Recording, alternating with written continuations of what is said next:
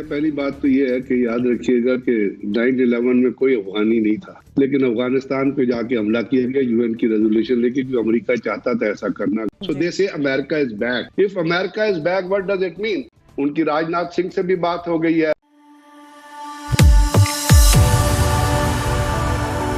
जय हिंद दोस्तों, मोदी देश में आपका स्वागत है।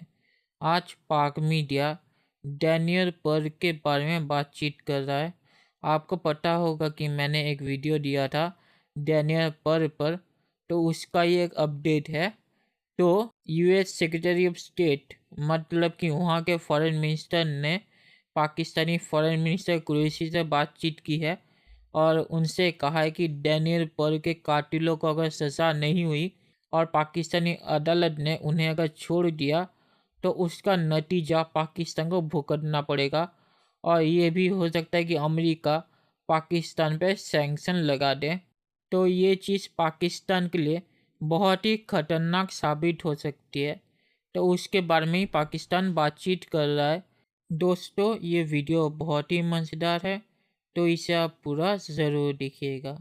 तो चलिए और इंतज़ार ना करके ये वीडियो देखते हैं। डैनियल पर्ल कत्ल केस के हवाले से जिस पर अमरीकी वज़ीर ख़ारजा और पाकिस्तानी हममनसब दोनों के दरमियान टेलीफोनिक रब्ता हुआ और इसके बाद टोनी ब्लिंकन की एक ट्वीट ये सामने आई कि हमें पाकिस्तान पर जो है उससे पे हमने अपनी तशवीश जो है इजहार कर दिया है। तहफ़्फ़ुज़ात जो हैं वो शाह महमूद कुरैशी साहब से टेलीफोनिक रब्ते के जरिए जो है उस पर बातचीत हो चुकी है। अब उम्मीदें करते हैं कि आइंदा आने वाले दिनों में पाकिस्तान इस मामले से बेहतर अंदाज में निपटेगा कि जो फेडरल गवर्नमेंट है वो भी डैनियल पर्ल कत्ल केस में फरीक बनने का फैसला कर चुकी है और तर्जुमान अटॉर्नी जनरल ये बताते हैं कि फरीक बनने के लिए सुप्रीम कोर्ट में दरख्वास्त दायर की जाएगी। इससे हम मुस्बत पेशरफ्त समझे इस केस के हवाले से। पहली बात तो ये है कि याद रखिएगा कि 9/11 में कोई अफगानी नहीं था, लेकिन अफगानिस्तान पे जाके हमला किया गया यूएन की रेजोल्यूशन लेके, क्योंकि अमेरिका चाहता था ऐसा करना। अगर वैसे तो अरबी उसमें शामिल थे। इराक की वॉर हुई, वेपन ऑफ मास डिस्ट्रक्शन की एक प्रपोजल करके और उससे यूएन से परमिशन दी गई। अभी ट्रंप ने खुद ही कह दिया अपनी एक डिस्कशन में कि इराक के पास तो वेपन ऑफ मास डिस्ट्रक्शन नहीं थे सद्दाम हुसैन के पास, ये तो बुश की गलती थी। इवन बरतानिया में टोनी ब्लेयर को एक्यूज किया गया। एक सर चिलकोट इंक्वायरी हुई, बहुत बड़ी इंक्वायरी हुई, उसने कंक्लूड किया कि इराक के पास वेपन ऑफ मास डिस्ट्रक्शन थे ही नहीं। आज जो बाइडेन के आने के बाद पहला ट्वीट ये आया है, एक आया कि जी अमेरिका इज बैक। जिस दिन जो बाइडेन ने अपनी ओथ सेरेमनी थी उस दिन 40 गाड़ियों का कॉन्वॉय, टैंक्स भी थे, हमवीज भी थी, बाकी भी थे, और 200 जो सोल्जर्स थे, ट्रूप्स थे, उनको नॉर्दर्न सीरिया में जहाँ पे उनकी ऑयल रिजर्व है वहां पे पोस्ट कर दिया गया। सो दे से America is back. If America is back, what does it mean? It mean कि टोनी ब्लिंकन ने बात कर ली। अभी इंडिया के अमेरिका के नेशनल सिक्योरिटी एडवाइजर ने अफगानिस्तान के नेशनल सिक्योरिटी एडवाइजर से तो बात की, उनकी राजनाथ सिंह से भी बात हो गई है वहां पे, जो उनके डिफेंस मिनिस्टर उनकी। लेकिन पाकिस्तान जो जिसने इतनी बड़ी जंग लड़ी है दहशतगर्दी के खिलाफ, तो बात यह है कि एक चीज तो साफ जाहिर है कि डिक्टेशन जिस तरह दी जाएगी और वो डिक्टेशन ये होगी, जैसे कल भी हमने बात की तो डैनियल पर कोई आसमान से उतर के आया था, पता नहीं कितने डैनियल पर मिले। इस तरह तो होता है इस किस्म के कामों में कि हमने क्या कर दिया। साहब, आप ही कह रहे हैं कि प्रेशर डाला जा रहा है डैनियल पर्ल के हवाले से और हम वो प्रेशर ले भी रहे हैं, इसलिए अब पाकिस्तान के हम उसी तरह करेंगे जिस तरह अमेरिकन से आएंगे, क्योंकि डैनियल पर्ल है, अमेरिकन है। बाकी तो मुसलमानों का खून किधर भी बह जाए, किसी तरह बह, ना अमेरिका को परवाह है ना कोई। ज़ैकम साहब, अहमद सईद शेख अगर रिहा होते हैं तो इससे अमेरिका के लिए भी मुश्किल पैदा होती है और पाकिस्तान के लिए भी मुश्किल पैदा होती है।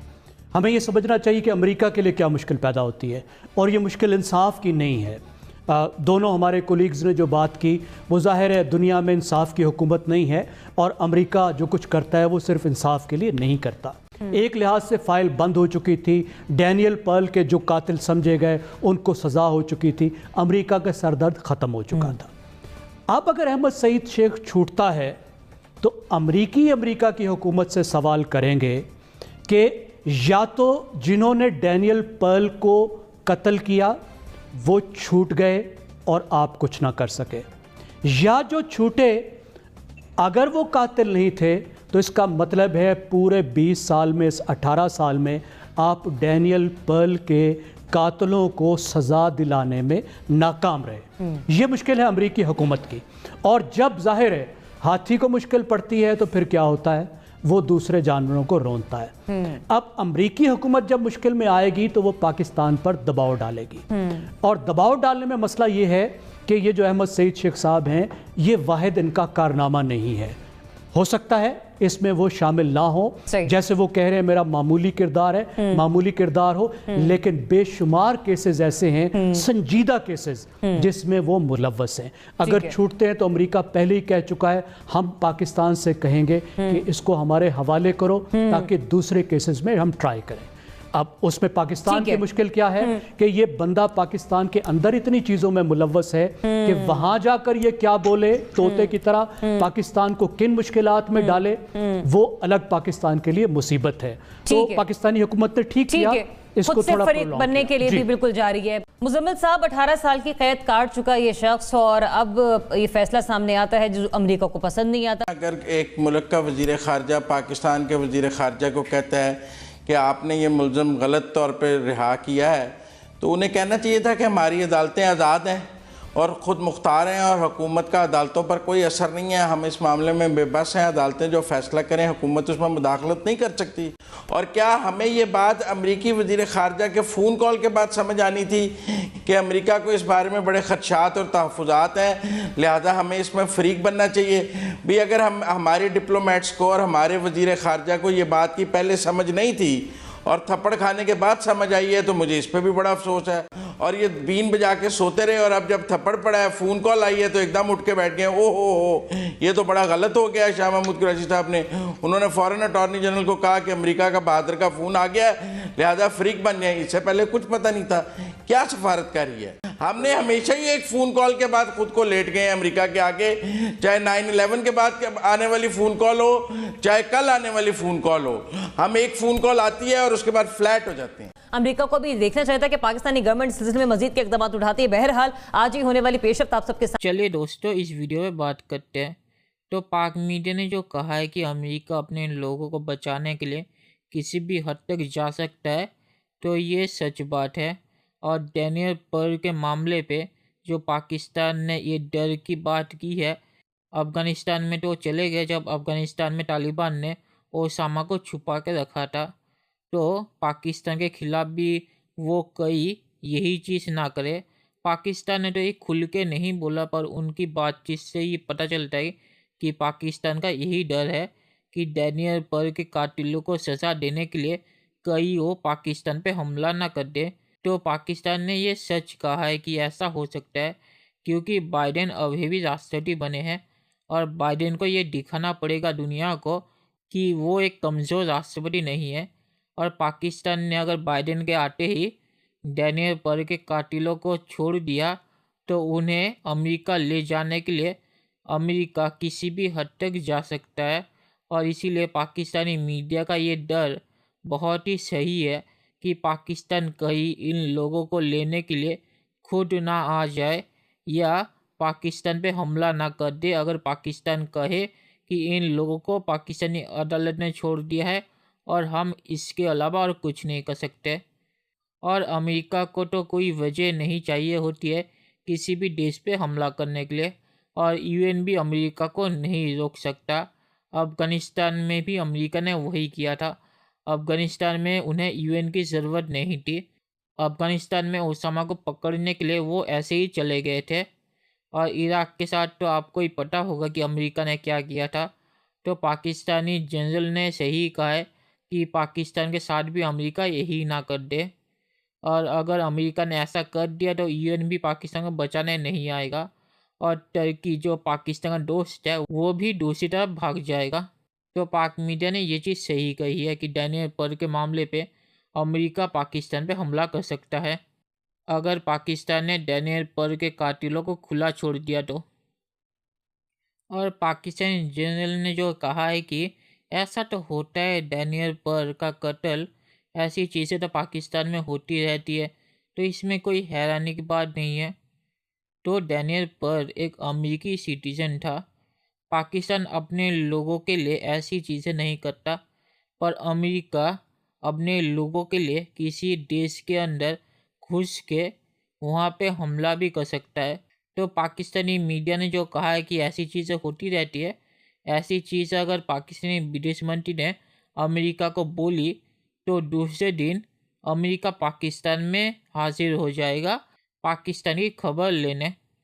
तो पाकिस्तानी मीडिया को ऐसी चीज़ें नहीं बोलनी चाहिए, वरना अमेरिका पाकिस्तान पे हमला करने से पहले 2 सेकंड भी नहीं सोचेगा। और अगर ऐसी चीज़ें पाकिस्तान में होती है, इसका मतलब कि यह है कि ये सब सही है, इसके लिए किसी को सज़ा नहीं मिलनी चाहिए। तो पाकिस्तानी मीडिया का ये पूरा बयान ही गलत है। और पाक मीडिया ने सही कहा कि बाइडेन के लिए भी मुसीबत हो जाएगी, क्योंकि अगर डैनियल पर के कातिल को छोड़ दिया गया तो उससे तो अमेरिका के लोग पूछेंगे कि आपने कुछ क्यों नहीं किया, और तब बाइडेन पाकिस्तान के खिलाफ कड़ा कदम लेने पे मजबूर हो जाएगा। और फिर अगर डैनियल पर का कातिल अगर अमेरिका पहुंच गया तो वो तो पाकिस्तान के सारे राज खोल देगा, तो ये पाकिस्तान के लिए मुसीबत बन जाएगी। तो पाकिस्तान इससे कैसे बचेगा ये मुझे समझ नहीं आता, क्योंकि अगर ये लोग अमेरिका पहुंच गए तो दूसरे दिन पाकिस्तान नहीं रहेगा, क्योंकि ये लोग अमेरिका को सब कुछ बोल देंगे पाकिस्तान के बारे में, और उसके बाद अमेरिका को पता चल जाएगा कि पाकिस्तान किन हरकतों में घुसा हुआ है। और पाकिस्तान ने जो कहानी सुनाई है कि पाकिस्तानी अदालत में पाकिस्तानी सरकार कुछ नहीं कर सकती, तो कुलभूषण को सज़ा पाकिस्तान ने कैसे दिलवाई बिना कोई सबूत के। तो ये पाकिस्तान का पूरा झूठ है कि पाकिस्तानी अदालत में पाकिस्तानी आर्मी कुछ नहीं कर सकती। पाकिस्तानी आर्मी चाहे तो किसी को भी सज़ा दिलवा सकती है, और भुट्टो के साथ भी पाकिस्तानी आर्मी ने वही किया था। तो ये पूरा झूठा है कि पाकिस्तानी अदालत आज़ाद है और उन पे पाकिस्तानी इस्टेब्लिशमेंट का कोई प्रभाव नहीं है। और आखिर में मैं ये कहूँगा कि पाकिस्तानी सरकार ने जो अमेरिका को कहा है कि इस पे हम अपील करेंगे सुप्रीम कोर्ट में, तो ज़्यादातर अपील पाकिस्तानी सुप्रीम कोर्ट में फेल हो जाती है। तो अगर ये भी फेल हो गई तो उसके बाद पाकिस्तान क्या करेगा, तो यही देखना है कि पाकिस्तान इसके बाद क्या करेगा। तो चलिए देखते हैं कि फ्यूचर में क्या होता है।